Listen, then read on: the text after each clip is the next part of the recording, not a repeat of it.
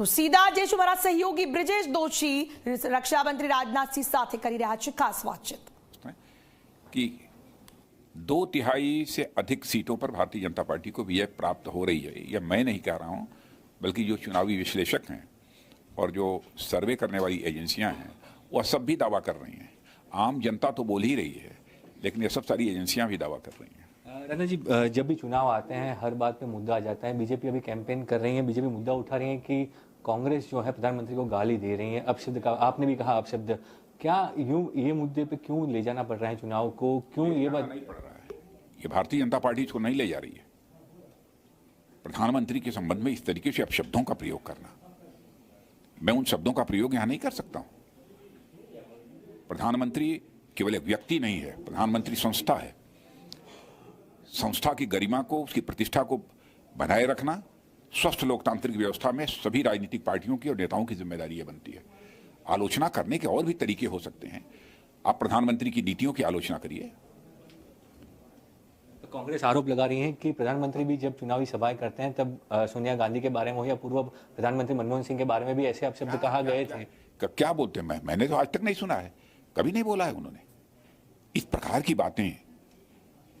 रावण, नीच, इन शब्दों का प्रयोग मैं समझता हूं ये भारत के रहने वाले लोग कतई इसे बर्दाश्त नहीं करेंगे।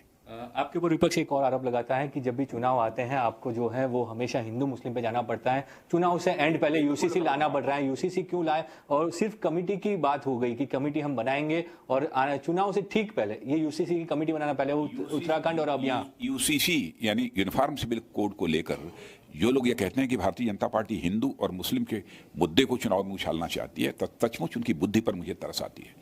क्या उन्हें इस बात की जानकारी नहीं है कि भारत के संविधान के नीति निर्देशक सिद्धांतों में, डायरेक्टिव प्रिंसिपल्स में यह बात है कि कॉमन सिविल कोड समय के साथ यह लागू किया जाएगा।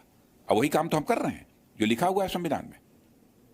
मतलब ये हिंदू मुस्लिम वाला आरोप जो है वो गलत है, क्योंकि कहा जा रहा है कि जितने भी लोग आते हैं, योगी जी आए या हेमंत बिश्वा आए, वो हमेशा यही बात करें, लव जिहाद हो, यूसीसी हो या हिंदू मुस्लिम के मुद्दे पे। हिंदू मुस्लिम का ये प्रश्न जो है और यह आरोप जो लगता है कि भारतीय जनता पार्टी इस प्रकार की राजनीति करती है, यह पूरी तरह से बेबुनियाद है, निराधार है और फालतू है।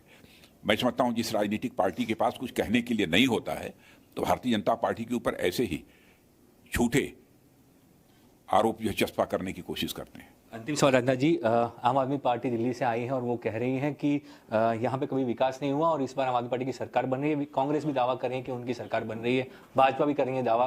विपक्ष के दाव में कितना दम देखते हैं? अब कितना विकास हुआ है नहीं हुआ तो जाकर जनता से पूछ लिए बतला देगी।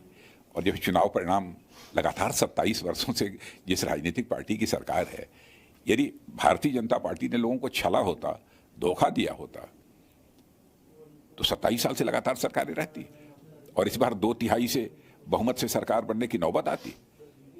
मतलब आम आदमी पार्टी के दाव में दम नहीं है? नहीं, किसी के दम क्या है। वो बेचारे अपने उपस्थिति केवल दर्ज कराने की कोशिश कर रहे हैं, उनका इस चुनाव में कोई रेलेवेंस नहीं है।